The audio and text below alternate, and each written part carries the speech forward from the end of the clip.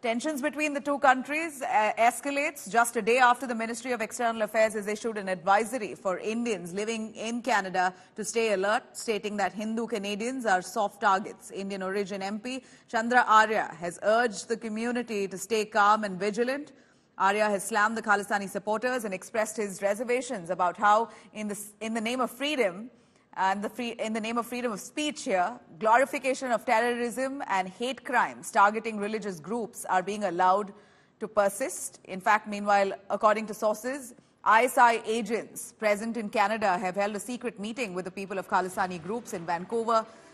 In fact, SFJ chief Gurpatwan Singh Panno, the man who seems to be a most wanted in India, he and a few other chiefs of the Khalistani organizations were present in a meeting which was held about 5 days ago, showing links with the ISI. Few days back, Khalistan movement leader in Canada and president of Sikhs for Justice, which organizes the so-called referendum, Gurpatwant Singh Panno, attacked Hindu Canadians, asking us to leave Canada and go back to India. I've heard from many Hindu Canadians who are fearful after this targeted attack. I urge Hindu Canadians to stay calm but vigilant. Please report any incident of Hindu phobia to your local law enforcement agencies. The Khalistan movement leader is trying to provoke Hindu Canadians to react and divide the Hindu and Sikh communities in Canada. Let me be clear. Vast majority of our Canadian Sikh brothers and sisters do not support Khalistan movement. Most Sikh Canadians may not publicly condemn the Khalistan movement for several reasons, but they are deeply connected to the Hindu-Canadian community. Canadian Hindus and Sikhs are connected through family relationships and shared social and cultural ties. This direct attack on Hindu Canadians by the leader of Canadian Khalistan movement is further escalation of the recent attacks on Hindu temples and public celebration of the assassination of Hindu Prime Minister Indira Gandhi by terrorists. Now, of course, a lot of questions being asked to Canadian Prime Minister Justin Trudeau on the relations he's had with India, and more importantly, the allegation that he leveled on India, on Indian agents allegedly being involved in the killing of Khalistani extremist Hardeep Nijjar. This was him being asked a question, but he walked away.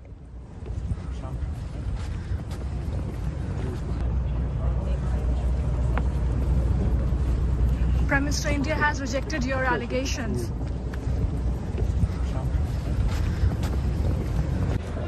Did you talk about India?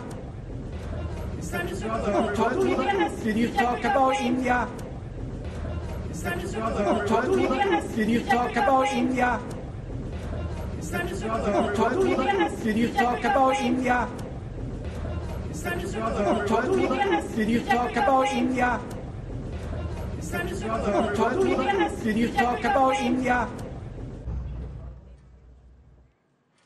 And as we know, there are several students, Indian students, who are residing in Canada, studying there. Many of them have got a permanent residency as well. So clearly, concerns now being raised of their safety. Students who are studying there have spoken to India today, their parents as well, raising their issues. Let's have a listen. बहुत सा बच्चा हमारा वहाँ गया हुआ है, trades है, वहाँ पे लोग ऑलरेडी रह रहे हैं और बहुत सारी कंपनियां हैं हिंदुस्तान में कनाडा की।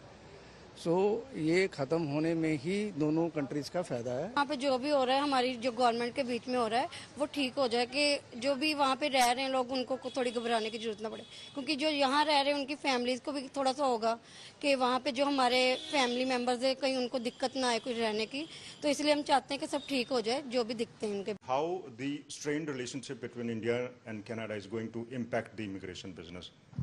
As of now, we have no records, as there is no report and no updation on immigration impacts from both the countries.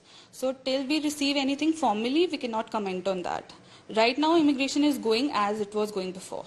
In a process to migrate to Canada on a study visa, are they worried? Did they contact you? Some of them have, because see, social media these days plays a great role as to where we procure our information from. Yes, they are obviously affected by whatever is going on the social media, but to them also we have issued that same statement that till the time there is any formal announcement by our government or government from Canada, we cannot take it for granted that immigration will be affected.